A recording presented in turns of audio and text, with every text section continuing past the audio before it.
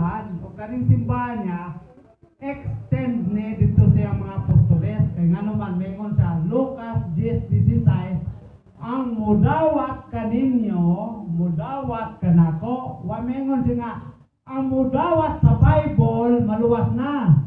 Ang mudawat kaninyo, kaninyo, simbahan na. Mga apostoles na. Ang simbahan sa Griego, gitawag na Ecclesia, tinawag. Katong mga apostoles, tinawag to. So, ang mudawat sa simbahan, sa mga unang simbahan, apostoles, mudawat ka na ako. Dito sa term kagaya nga religion, napagin na sila nason nga Webster Dictionary.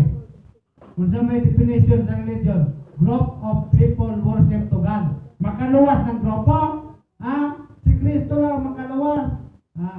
Pag-ingon ni Kristo, ang mudawat kaninyo, grupo na, simbahan na.